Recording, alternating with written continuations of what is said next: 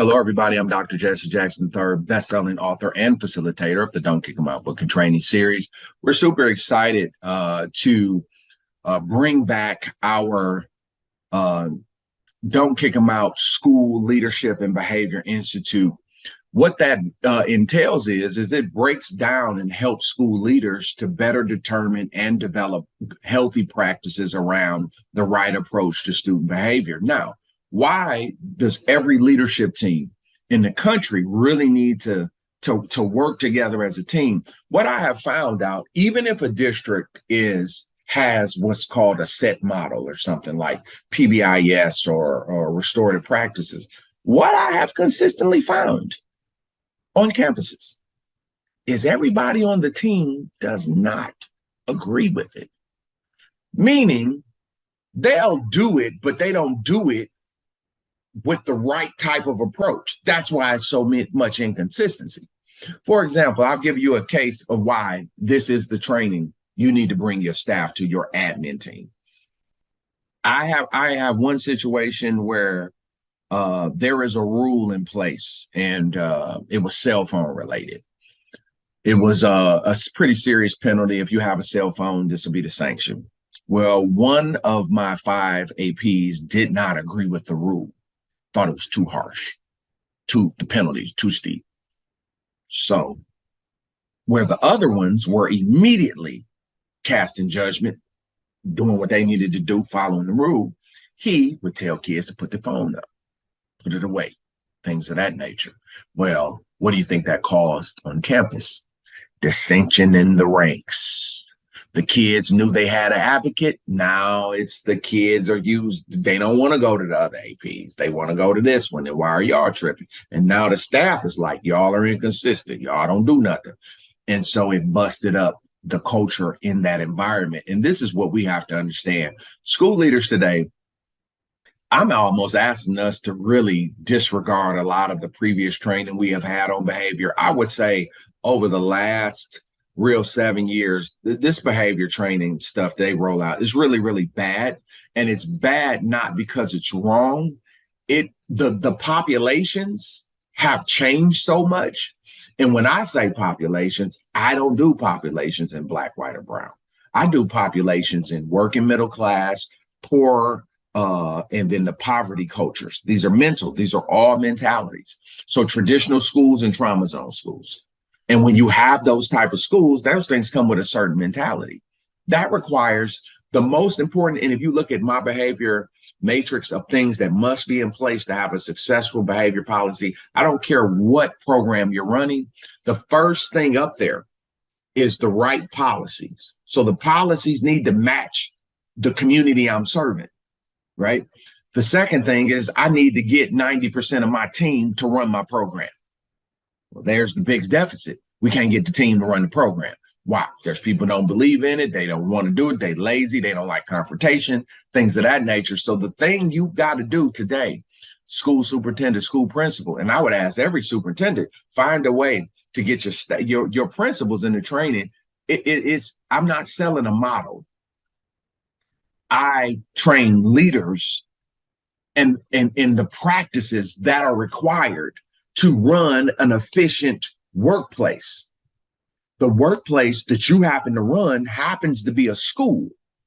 Well, there's things that must be in place to run an efficient school. There are practices that must be in place to manage the behavior of our students effectively. What is the number one complaint that we get from teachers? We are consistently inconsistent. Well, that's a discipline. That's training. So the thing is, our company has really excelled in the tough areas of education. Employee morale, if your staff's morale goes down, that's a tough matter because that means there is a disconnect. You're talking about race management. You're talking about toxic workplace cultures, employee retention, student behavior, student fighting, managing the poverty mentality on a campus, and building trust among the team. That's what this Behavior Institute is about. It is about management and leadership skills, direct practices that you can immediately, they're growth areas that you can immediately use and see improvement in the building culture on a day-to-day basis. As the leadership team improves, the foolishness will stop. I always say this: poverty has one kryptonite: structure. So if you're in a poverty mentality, economics is a part of poverty, but poverty is mental, where there's a disrespect for authority, devalue for education, always want to test the rules out. If you fighting that, then structure is going to be your victory. So what this training, this is a live training. It's going to be at cities all over the country. So check for when we're in your state, in your city. And the key thing here that you're going to get from this, coming to sit down with us in person, we do a lot online, but it's time now for us to start bringing people in. And so you're going to see these trainings in Louisiana, in Texas, in Michigan, in Ohio, and in California as our base. You're going to see those. If you see dates there, please, please, please enroll quickly, because we're going to keep the classes pretty manageable, so we can have the intimate learning environments. Things we're talking about is how to understand appropriate school leadership. Like, what's the appropriate school leadership approach to these extreme poisonous behaviors? For example, like kids cussing out your teacher. Like, there has to be a line, things we can't do, see?